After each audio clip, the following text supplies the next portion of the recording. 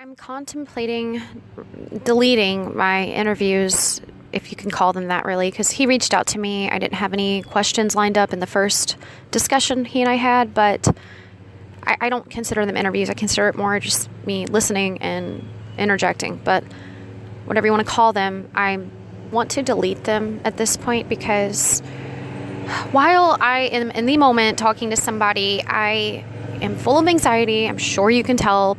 And especially when it deals with something this serious. I mean, we're not talking about someone's dog who died, okay? We're talking about something way more serious than that.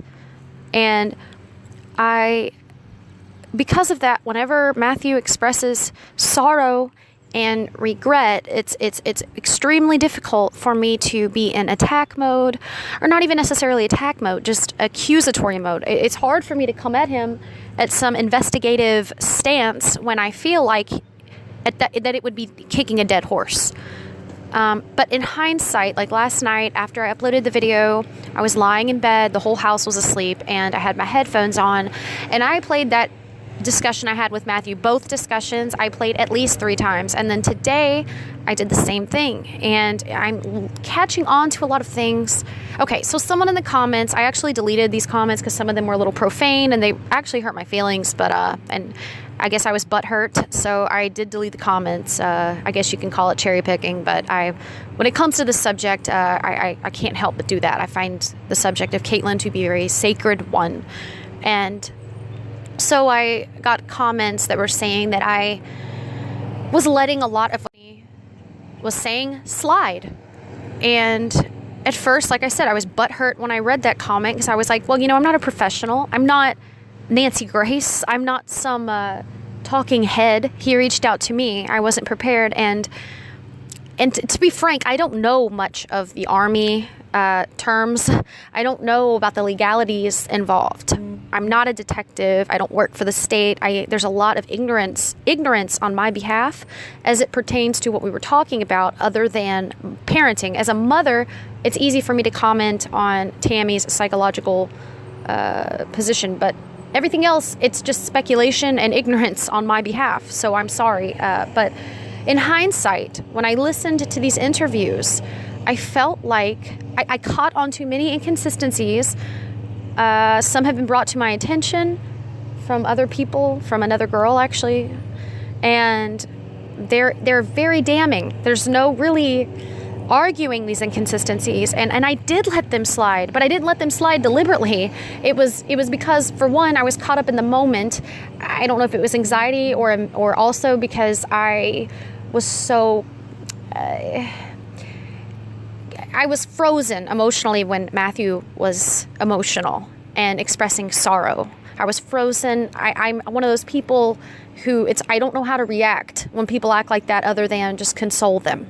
Even if they're in the wrong, I don't know how to act. I don't want to make them feel worse unless they, are harmful and killing people. But in his position, I didn't know how to react. And it was also distraction for me. That's all I could focus on. And so I actually was letting a lot of things slide. And a part of me is contemplating deleting those interviews now because I don't want to paint him out as a victim. I don't want to betray Katelyn's legacy, and I don't want to do something that Katelyn would be against.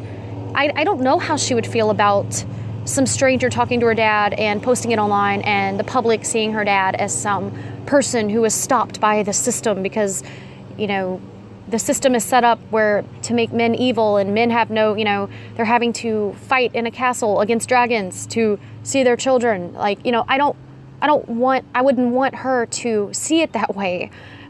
And in hindsight, like I keep saying, I regret making anyone think that maybe he possibly couldn't see Katelyn, because in the end, I don't believe that. And I don't mean any disrespect to him. He's gone through a lot, but I don't believe that. From personal experience, from learning about the law, I don't believe that. And I know there are always avenues, and but there are also inconsistencies that deal with the smoking weed and the not having enough money, but then at the same time his family's wealthy, or things that deal with the Army. I've actually learned things in the last day from a friend who is very knowledgeable on Army terms, unlike me. And she's really clued me into a lot of what he said is just outright not true.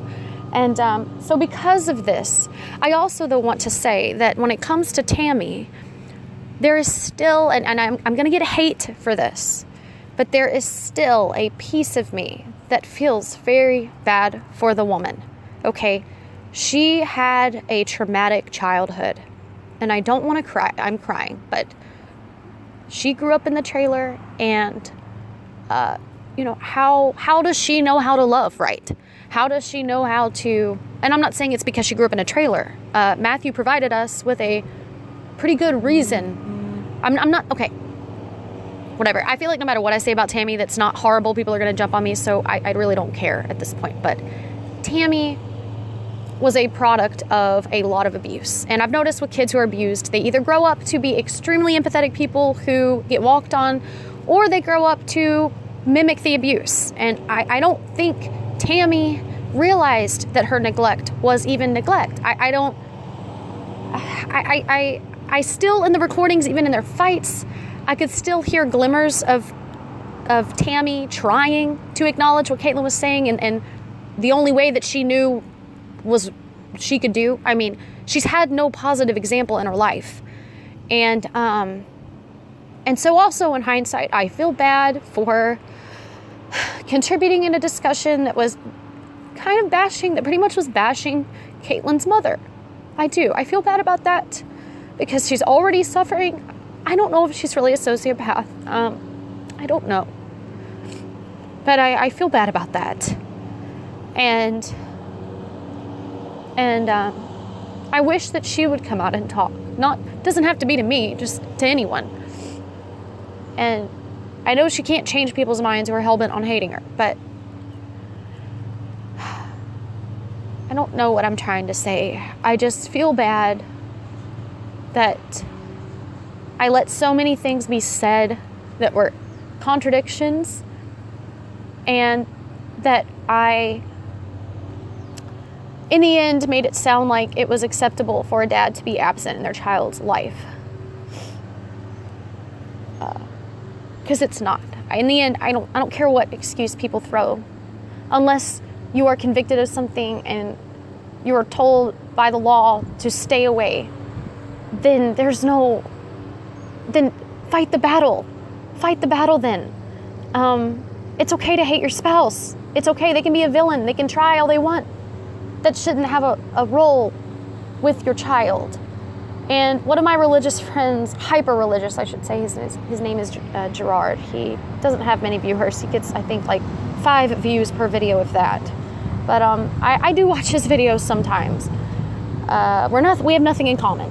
But I don't even know why I listen to his videos. I like to hear him talk. I can't explain that. But he was mentioning that and forgive me, I'm outside, someone's cutting the grass.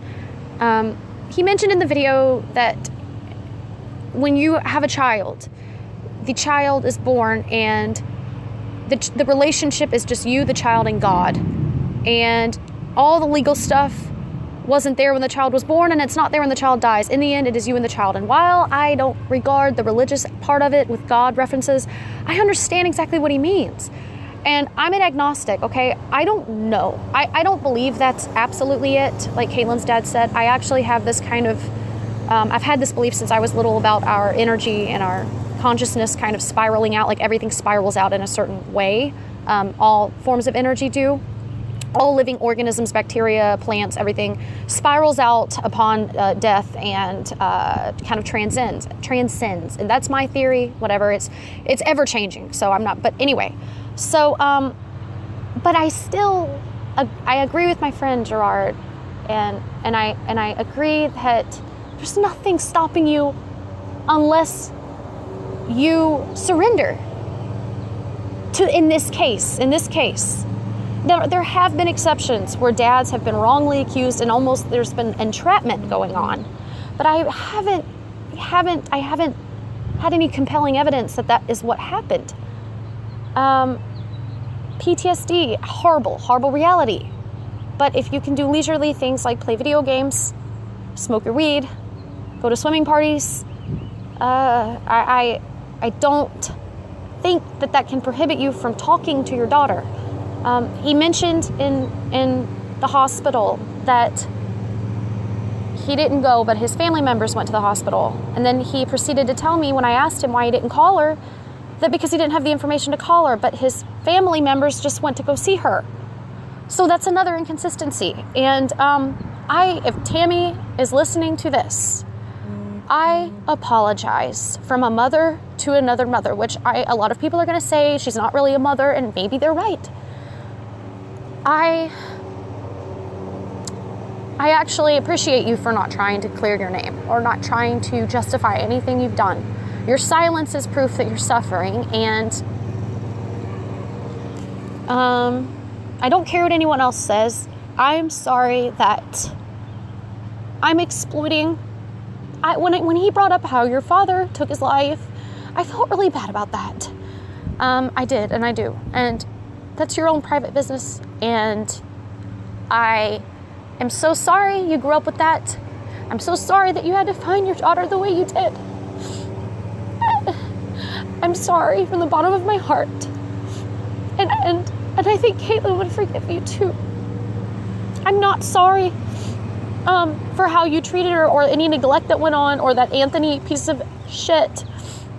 But I am very sorry that what you've had to go through, and